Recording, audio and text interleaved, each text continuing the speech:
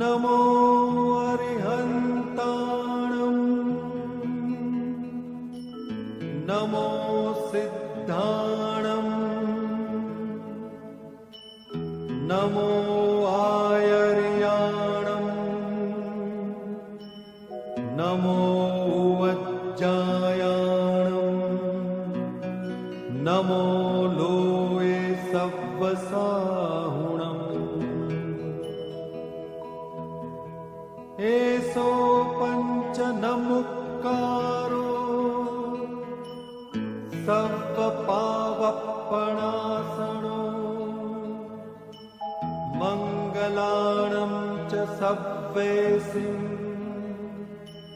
परमं हवै मंगलम्।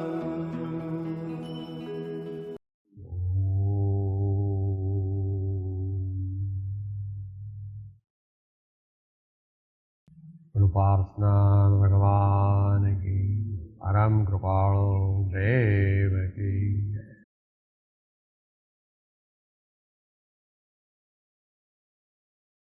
કંઈ પણ તત્વ અંગે, સાધના અંગે, જીવનના વિકાસ અંગે પૂછવું હોય તો વિચારીએ.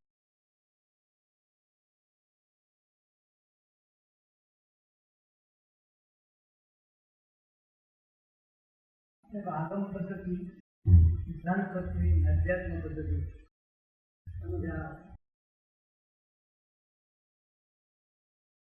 આગમ પદ્ધતિ અને સિદ્ધાંત પદ્ધતિ એક છે. આગમ પદ્ધતિ અને સિદ્ધાંત પદ્ધતિ એ બંને પ્રેક્ટિકલમાં એક છે. અધ્યાત્મ પદ્ધતિ તે જુદા પ્રકારે, કોઈ પણ પ્રકારેથી જ્ઞાન કહેવામાં આવે એટલે ઉપદેશ આપવામાં આવે તો તે માત્ર આત્માના કલ્યાણ અર્થે જ છે અને એ અર્થે જ એને ઘટાવવો. પરંતુ બેમાં શું ફેર છે એ વિચારીએ. દુનિયામાં 10,000 સ્વાધ્યાય કે સત્સંગ થાય એમાં 9,999માં સિદ્ધાંત પદ્ધતિ અથવા એમ કહો એ તો બહુ ઉદાર શબ્દ છે, સાંપ્રદાયિક પદ્ધતિથી ઉપદેશ હોય છે.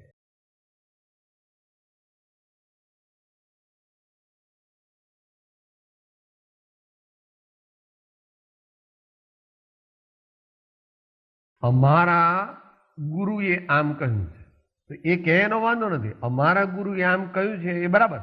અમારા ગુરુએ કહ્યું છે આમ એ કેમ બરાબર એ પણ સમજાવવું જોઈએ. મારા ગુરુએ કહ્યું એટલે સાચું એમ નહીં. મારા ગુરુએ કહ્યું તે મારા માટે સાચું કારણ કે મને વિશ્વાસ, પણ બીજાને માટે એ થોપીએ આપણે તો એ વર્ક કરવાનું નથી. તો સિદ્ધાંત પદ્ધતિમાં શું કહેવામાં આવે સામાન્ય રીતે?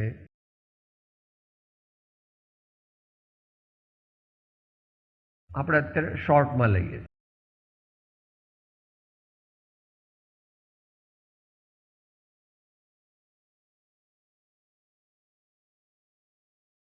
પૂજા કરો, કલ્યાણ થશે. ભક્તિ કરો તો સારું થશે.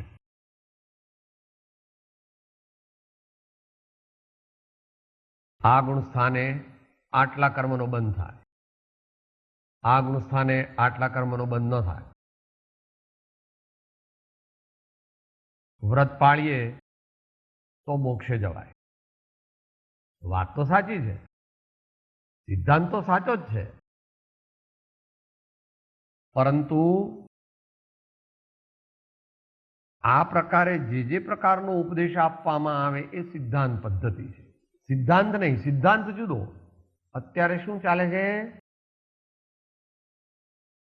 સિદ્ધાંત સૈદ્ધાંતિક કથન પદ્ધતિ અને આધ્યાત્મિક કથન પદ્ધતિ, જેમાં સત્પુરુષ એવો ઉપદેશ આપે કે પહેલા આત્મજ્ઞાનની પ્રાપ્તિ કરો અને આત્મજ્ઞાનની પ્રાપ્તિ માટેના પુરુષાર્થની મુખ્યતા કરો, એવો ઉપદેશ જ્યાં આપવામાં આવે છે એ પ્રકારે અથવા એને અનુરૂપ ઉપદેશ આપવામાં આવે એનું નામ અધ્યાત્મ પદ્ધતિ. અને બાકીની બધી એ સિદ્ધાંત પદ્ધતિ. કારણ કે દરેક જગ્યાએ કોઈ જગ્યાએ આત્મજ્ઞાન પ્રાપ્તિ કરવી એની મુખ્યતા કરાવવામાં આવતી નથી. કારણ કે કહેનાર પોતે જ આત્મજ્ઞાનથી કાં તો વંચિત છે, કાં તો એનું એને મહાત્મ્ય આવ્યું નથી. એટલે કે તમે ડુંગળી ન ખાવી, તમારે બટાકા ન ખાવા,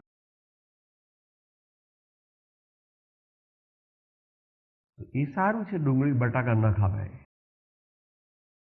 પણ પછી એની સાથે એમ કહેવું ક્રોધ ન કરવો જોઈએ, ક્ષમા રાખ. ઘરમાં ઝઘડાથી બધું ન કરવું, પણ સમાધાનથી. આપણે સૌ સાથે પ્રેમથી વર્તવું અને બધામાં આત્મા જોવો. અભ્યાસથી એકદમ ન થાય. ઘણા વર્ષોના અભ્યાસથી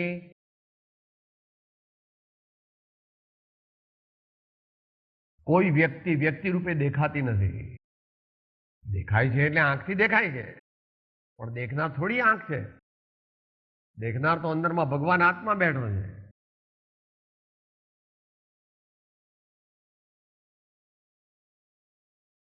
જ્યારે કોઈ વ્યક્તિને જુએ ત્યારે એ વ્યક્તિની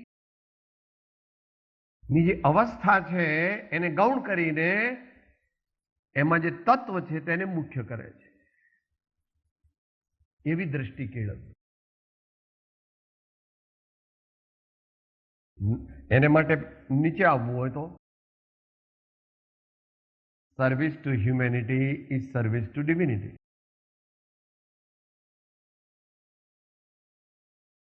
માનવ સેવા તે પ્રભુ સેવા છે. આગળની દ્રષ્ટિ બહુ આગળની દ્રષ્ટિ નથી. એ સિદ્ધ થઈ જાય એ આગળની દ્રષ્ટિ, પણ એનો અભ્યાસ તે બહુ આગળની દ્રષ્ટિ નથી. કારણ કે કૃપાળુ દેવે એને ઉપાય કર્યો. છેલ્લી બે લીટી બોલો અમૂલ્ય તત્વ વિચારની. પહેલામાં શું કરવું અને બીજામાં એ કેવી રીતે થાય સાહેબ, એનો જવાબ આપ્યો. બોલો. રે આત્મ તારો શીઘ્ર એને ઓળખો. તો શિષ્ય કહે છે કે શું કરું? હું તો આત્મા બાત્મા કઈ જાણતો નથી ને આત્માને માનતોય નથી, મારે શું કરવું? આત્મા ફાત્મા તો મને કઈ ખબર નથી.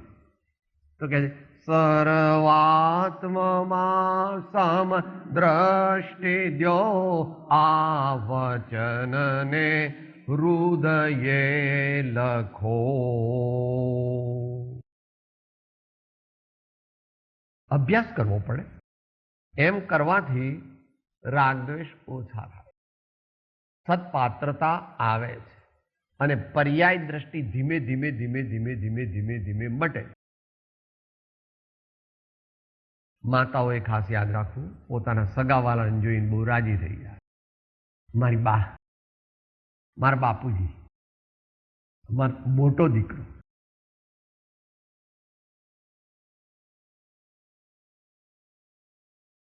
સાવધાન.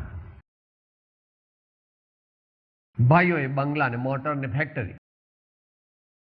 આ વલસાડની ફેક્ટરી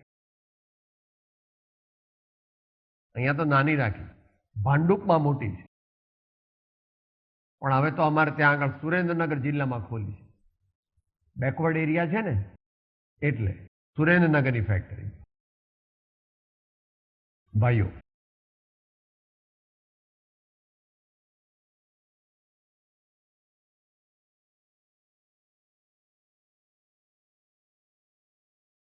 બોલવું તે વ્યવહાર. જ્ઞાની પણ એમ બોલે, પણ બોલતી વખતે એના ભાવ, એની બોલવાની રીત અને બોલતી વખતે એના ફેશિયલ એક્સપ્રેશન્સ તદ્દન જુદી જાતના હોય.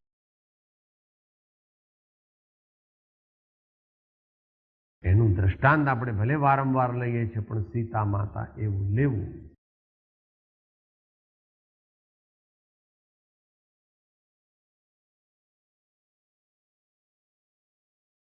અથવા ગાંધીજીએ કૃપાળુદેવનું વર્ણન કર્યું છે કે ઘરાક સાથે લેતી દેતીની વાત કરે અને જેવો ઘરાક ઉતરે કે એ શું પ્રવૃત્તિ અને શું ભાવથી શું ક્રિયા આગળ કરે એ વિચાર.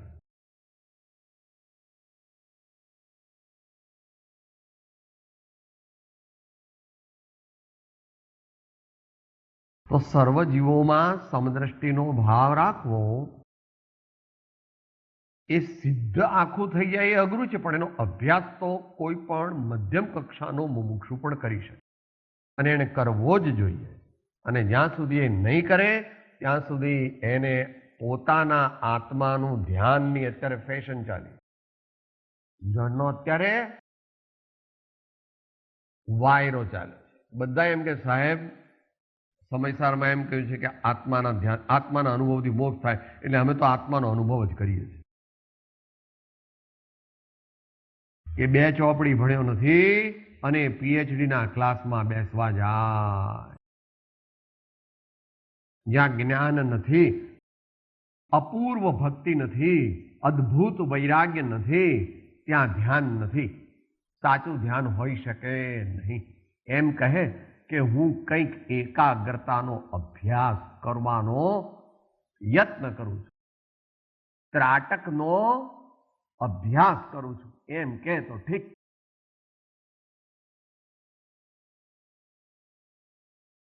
અત્યારે ધ્યાનનો વિષય નથી. વળી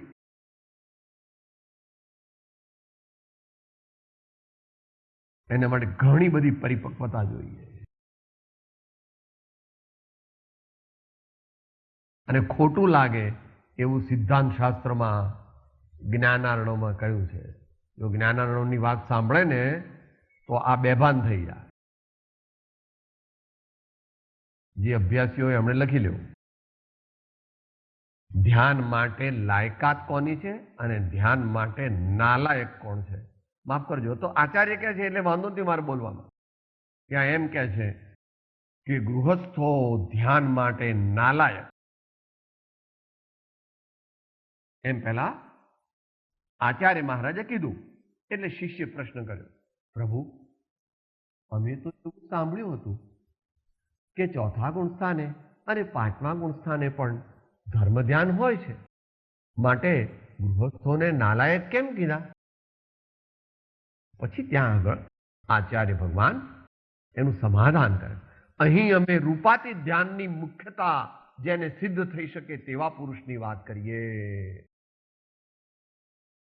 એમણે તો બહુ વિસ્તારથી લીધું, આખું ચેપ્ટર લીધું છે. એટલે બેની વચ્ચે રહેવાનું છે. ધ્યાન કરવું સારું છે એ વાત પણ સાચી છે, પણ પોતાને ધ્યાની માનવો એ વાત જૂઠી છે. એને માટે જ્ઞાન ને ધ્યાન બંને માટે વચનામૃતમાં 3, 4, 5, 6 જગ્યાએ રેફરન્સ છે. તમે જ્ઞાની પાસેથી જ્ઞાન ઈચ્છો છો પણ ભક્તિ ઈચ્છતા નથી, તે તમને અકલ્યાણનું કારણ. પછી 62નું પહેલું વાક્ય બોલો. પરમાત્માનું ધ્યાન કરવાથી પરમાત્મા થવાય છે, પરંતુ તે ધ્યાવન જીવ સત્પુરુષના ચરણકમળની વિનય ઉપાસના વિના પ્રાપ્ત કરી શકતો નથી. તે નિર્ગ્રંથ પરમાત્માનું સર્વોત્કૃષ્ટ વચનામૃત. 62. હવે 128 લો.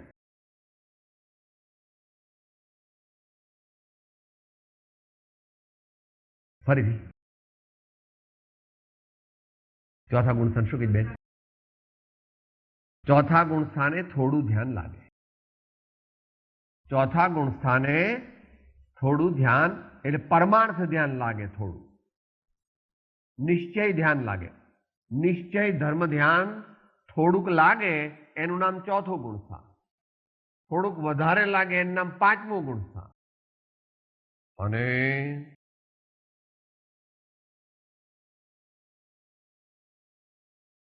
વારંવાર આત્માના અનુભવરૂપી ધ્યાન દશા પ્રાપ્ત થાય એનું નામ અપ્રમત્ત યોગીશ્વર મહામુનીશ્વર ભાવલિંગી મુનિ સંત ધર્માત્મા જેમને તમે પરમાત્મા કહી શકો છો. કારણ કે યોગ્ય દ્રવ્ય ક્ષેત્ર કાળભાવ હોય તો એ મુનિ એક જ સેકન્ડની અંદર કેવળ જ્ઞાન પ્રગટ કરે કે શું થયું કે મુનિ મહારાજ પરમાત્મા થયા. કારણ કે સાતમાથી તે આગળ જે 12મું એનો સમય કેટલો છે? બધા સાતમાનું નહીં, પણ જે ઉત્તમ સાતમું હોય ને, સાતિશય અપ્રમત્ત ગુણસ્થાન, ત્યાંથી આગળ. અત્યારે બહુ એમાં ન જઈએ. સૈદ્ધાંતિક શાસ્ત્રીય પરિભાષામાં જઈશું તો ધ્યાનની વાત ચાલે છે. ગમ પડ્યા વિના આગમ અનર્થકારક થઈ પડે છે. સત્સંગ વિના ધ્યાન તે તરંગરૂપ થઈ પડે છે. સંત વિના અંતની વાતમાં અંત પમાતો નથી. લોક સંજ્ઞાએ લોકાગ્રે જવાતું નથી. લોક ત્યાગ વિના વૈરાગ્ય યથાયોગ્ય પામવો દુર્લભ.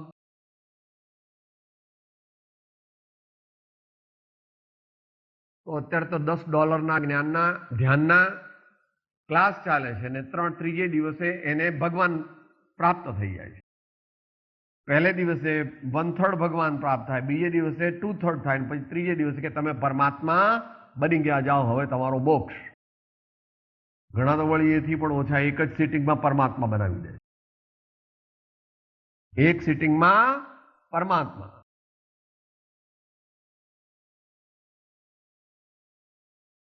માટે વિચાર. અત્યારે સિદ્ધાંત પદ્ધતિ અધ્યાત્મ પદ્ધતિની વાત ચાલે છે. અધ્યાત્મ પદ્ધતિમાં પણ પાછો પ્રોબ્લેમ છે. કારણ કે અધ્યાત્મ પદ્ધતિમાં સિદ્ધાંત પદ્ધતિની અપેક્ષા છે અને સિદ્ધાંત પદ્ધતિમાં અધ્યાત્મ પદ્ધતિની અપેક્ષા છે. માટે બંનેમાંથી કોઈનું સાચું નિરૂપણ તો મહાન આત્મજ્ઞાની ધર્માત્મા જ કરી શકે કે જે પરમ પ્રજ્ઞાવાન હોય. નહીં તો બીજા જે પણ કોઈ શાસ્ત્રના આધારે કરશે તે કાં તો સિદ્ધાંત પદ્ધતિમાં એકાંતમાં ખેંચાઈ જશે, કાં તો અધ્યાત્મ પદ્ધતિમાં એકાંતમાં ખેંચાઈ જશે. ઉપાય નથી. એટલા માટે જ કળિયુગની અંદર પરમાર્થ ધર્મની પ્રાપ્તિ દુર્લભ છે, પણ છતાં સંભવ છે. માટે એ કરવી જ એવી જેણે પ્રતિજ્ઞા કરી હોય તે મનુષ્ય ઇન્દ્ર આદિથી વંદ્ય છે. તમારે ક્લિન્ટનને, એટલે આપણે કોઈ વ્યક્તિની વાત નથી કરતા, પ્રાઇમ મિનિસ્ટર કે પ્રેસિડેન્ટ તો સામાન્ય છે. જેવા મહાજ્ઞાની ધર્માત્મા પ્રજ્ઞાવાન છે તે ઇન્દ્ર આદિથી વંદ્ય છે. દેશકાળ વિપરીત હોવાથી અત્યારે અહીંયા તો લોકો એમને માનવાના નથી. એ તો ચાલ્યા કરે અને એમને વિકલ્પ પણ નથી. કારણ પરકૃત પૂજા રે જે ઈચ્છે નહીં રે, પરકૃત પૂજા રે જે ઈચ્છે નહીં રે, સાધક કારજ દાવ પૂજે ના તો કીજે રે, 12માં જીન તણી રે, પૂજે ના તો કીજે રે, 12માં જીન તણી રે. એ તો બહુ મોટા પુરુષ, એ તો પરમાત્મા છે, પણ એનો અંશ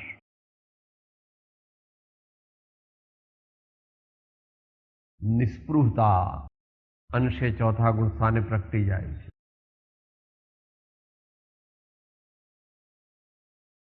ચાહ ગઈ ચિંતા ગઈ મનવા બેપરવા, जिनको कछु न चाहिए वो साहन का. सम्यक दृष्टिનું કેટલામું અંગ? નિકાંક્ષિત્વ. નિકાંક્ષિત્વ. નિકાંક્ષિત્વ.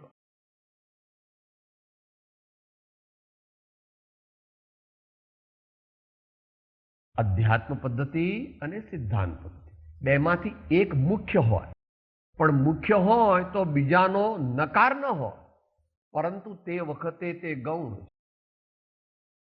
માટે આત્માને આગળ રાખીને ચાલવો એવા પ્રકારનો ઉપદેશ જ્યાં હોય સમ્યકપણે એ અધ્યાત્મ પદ્ધતિ.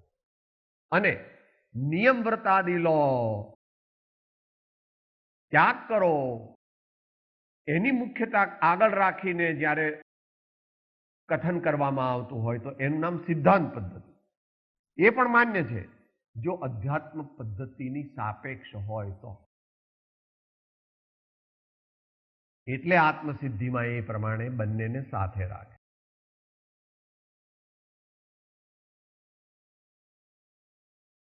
નિશ્ચય વાણી સાંભળી સાધન ત્યજવાનો, એ સિદ્ધાંત પદ્ધતિ.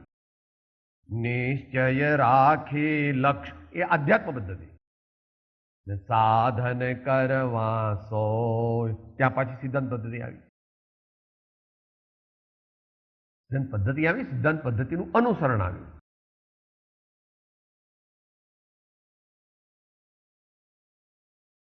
તો જે આચાર્યોએ આત્મતત્વને પ્રાપ્ત કરવાની મુખ્યતા રાખીને જે કથન કર્યા છે એને અધ્યાત્મ શાસ્ત્રો તો પરમાગમ કહે છે, તેઓ અધ્યાત્મ પદ્ધતિ અનુસર્યા છે, પરંતુ તેઓ તો મહાન સિદ્ધાંતવાદી હતા, આપણી માફક નહીં.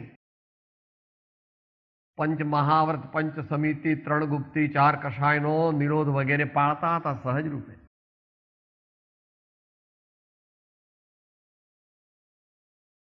એટલે પાછી અધ્યાત્મ પદ્ધતિ ઊંચી કક્ષાએ તો મુનિજનો માટે છે. માટે સમયસાર આદિ મુખ્યપણે તો મુનિજનો માટે છે, ગૌણપણે જ્ઞાનીઓ માટે છે, અને કોક ઉત્તમ મુમુક્ષુ માટે છે. જનતા માટે સમયસાર આદિ અધ્યાત્મ ગ્રંથો નથી. જનતાને તે ખોટે રસ્તે લઈ જાય. એમાં શાસ્ત્રનો દોષ નથી, તો શાસ્ત્ર તો સર્વોત્તમ પરોપકારી છે, પરંતુ તે પામવાની અયોગ્યતાવાળા જીવો પાસે તેને વધારે હાનિ કરે છે અને ફાયદો કરી શકતું નથી.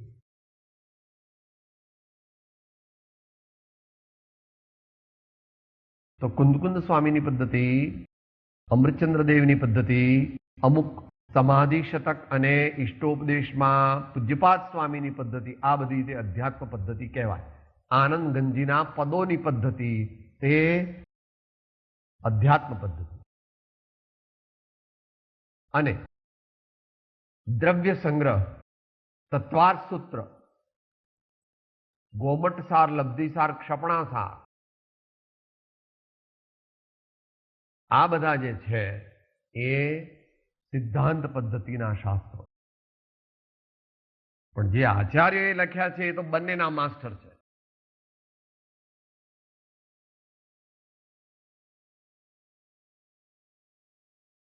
એમનું વર્ણન કરવાની આપણી પાસે કોઈ શબ્દો નથી. હું એનું વર્ણન કરું કદાચ તો તમે બધા કહો કે આ માણસ ચક્રમ છે, બુદ્ધુ છે અને ભ્રમિત છે, એટલે યદવા તદવા બકે છે. કારણ કે જગતના જીવોને અતિન્દ્રિય એવા પરમાત્મ તત્વને પ્રાપ્ત થયેલા પુરુષોનું મહાત્મ્ય આવવું સંભવ નથી, પણ લાવવું જ એમ મુમુક્ષુએ નિશ્ચય કર્યો છે. એમ અંત મંગળમાં બોલીએ. ક્યારે પ્રાપ્ત થશે માર્ગ?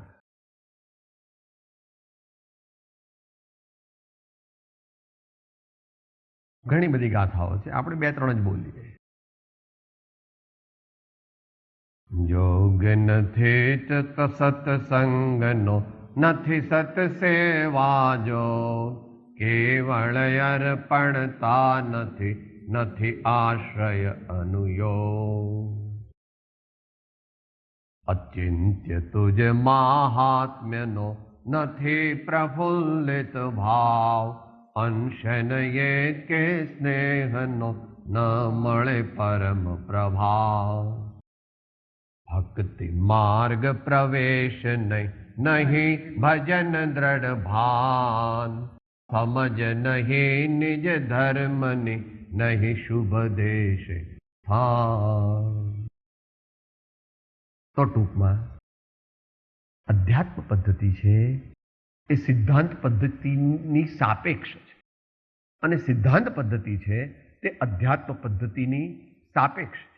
બંને સાચી છે, પરંતુ અહીંયા આવા ક્ષેત્રમાં આપણે અધ્યાત્મ પદ્ધતિને મુખ્ય કરનારા મહાપુરુષોને માથે રાખીને ચાલીએ છીએ.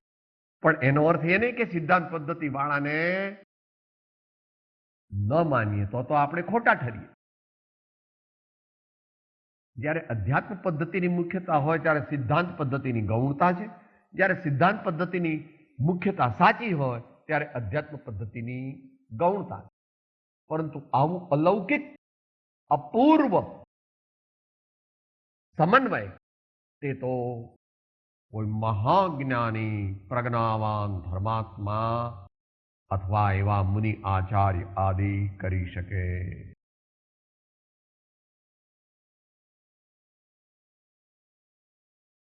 અંતમંગળ એ સમયસારમાંથી જ કહે, ઉભયનય વિરોધ ધ્વંસિની સ્યાત પદાંકે જીન વચસી રમંતે યે સ્વયં વાંત મોહા સપદી સમય સારમ તે પરમ જ્યોતિરુચ્ચય અનવમ અનવ પક્ષ ક્ષુન્નમિક્ષંત એવ. વ્યવહારને અને નિશ્ચયને બેનો અવિરોધ સાધનારું એવું મારા સ્વામીનું અલૌકિક અનેકાંત રૂપી અમોઘ શસ્ત્ર તેને જે પામે છે તેને મોહની તત્કાળ ઉલટી થઈ જાય છે અને મોક્ષ પદનો સ્વાદ આવે છે, જે અતિન્દ્રિય આનંદરૂપ છે, જે આવતા સમસ્ત વિશ્વ તેને એઠ સમાન થઈ જાય છે અંતરમાં. આવું પ્રાપ્ત કરવાનો પુરુષાર્થ કરીએ એ આપણું અંતિમ ધ્યેય છે. અત્યારે ત્યાં સુધી સત્પાત્રતા વધે, સદગુણો વધે એવું બધો લક્ષ્ય રાખી અને હે જ્ઞેય અને ઉપાદેયનો 24 કલાક એપ્લાય કરવો, 24 કલાક એપ્લાય કરવો. હે જ્ઞેય ઉપાદેય, અને એપ્લાય કરવું તે પોતાની કક્ષાની અપેક્ષા. એ વિષય મોટો છે, સમય થઈ ગયો છે, એટલે કોઈક અન્ય સમય લઈશું. લોપારસનાથ ભગવાન કી, પરમ કૃપાળો દેવ કી, સર્વ સંતન કી જય. આનંદ ઘનો. હું આત્મા છું, આપનો સેવક છું, સૌનો મિત્ર છું. હું આત્મા છું, આપનો સેવક છું, સૌનો મિત્ર છું. હું આત્મા છું, આપનો સેવક છું, સૌનો મિત્ર